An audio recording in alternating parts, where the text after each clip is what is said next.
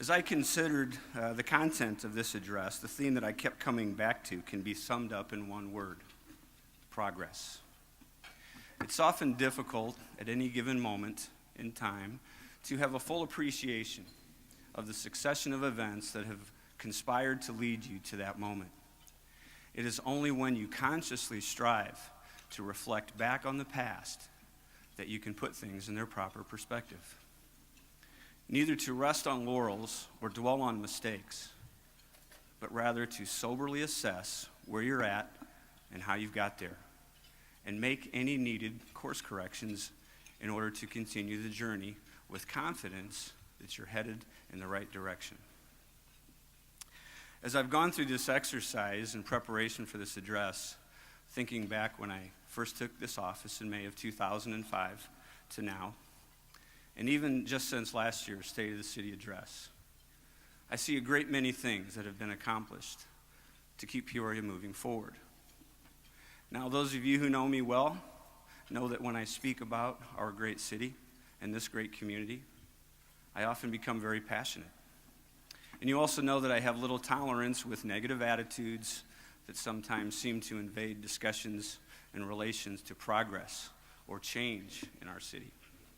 In fact, I've taken a few lumps over the years for my desire to look at our proverbial glass as half full versus half empty. And I accept that criticism as a badge of honor. While there is much that has been accomplished that we can be proud of, some of which I'll be able to recap today, I don't need to tell you that 2009 will be a very challenging year around the world, across the nation, in the state of Illinois, and right here in Peoria. The recession, credit and housing crisis, increasing unemployment, and financial mess have hit other parts of the country harder than Central Illinois, but we're still feeling the effects. And some experts say that we may not hit bottom until later this year or early in 2010. I say this not to alarm you.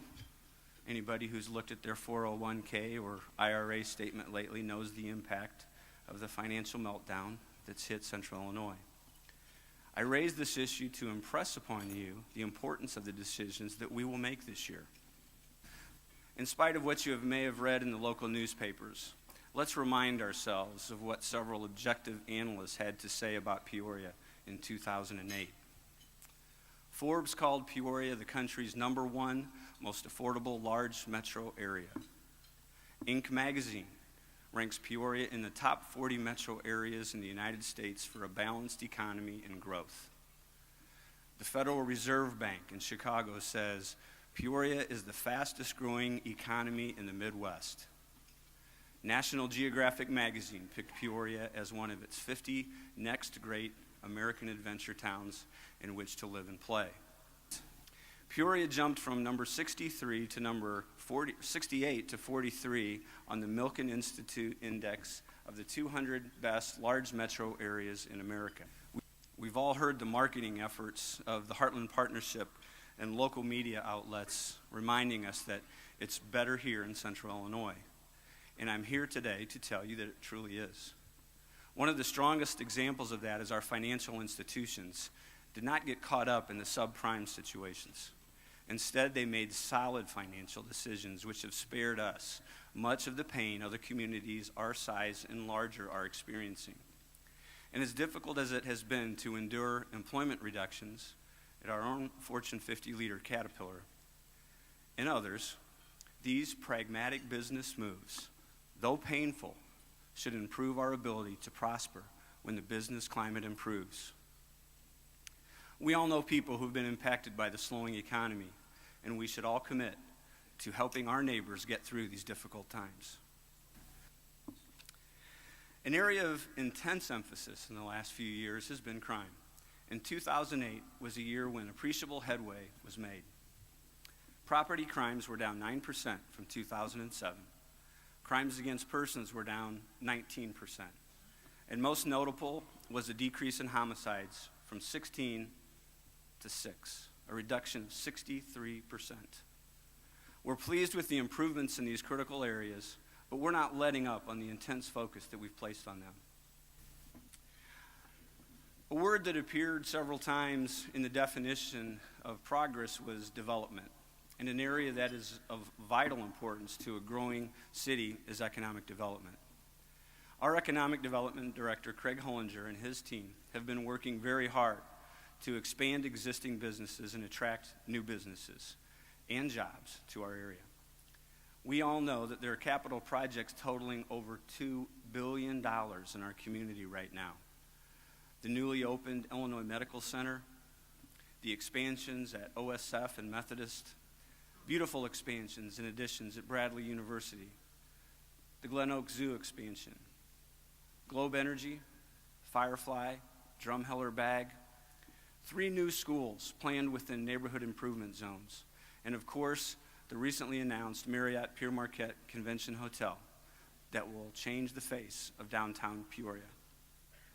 Gary Matthews' project will create hundreds of construction jobs in slow economic times and help us leverage our investment in the Civic Center by attracting thousands of new visitors to our city every year. The other major economic development initiatives is the museum at Caterpillar Visitor Center, aptly called Build the Block. This effort would literally transform our riverfront into a remarkable attraction of national stature. Caterpillar's leadership in this area, and especially their project manager, Mark Johnson, are worthy of note. Not only will CAT build their $40 million plus visitor center if the museum campaign succeeds, but they've also made a huge commitment of an additional $13.5 million to the museum campaign itself to make it happen. I hate to think where this community would be without Caterpillar, Inc. The city itself has invested almost $14 million in the property, parking deck, and infrastructure work. It will be up to the voters of Peoria County on April 7th to determine whether this project becomes a reality or not. I hope the effort is successful. And you know what? We do it all on 12 cents. I always try to remind people in our community that we in the city do what we do for the citizens of Peoria for just 12 cents on your real estate tax dollar. There really is a lot going on in Peoria, and it is better here. Finally, I'd like to give you an update on a program that is near and dear to me and may be one of the most important statements our community can make about what we value the most, our children and their education. We began the Peoria Promise last year on a wing and a prayer, and our prayers were answered by some very gracious donors, and the vision took flight.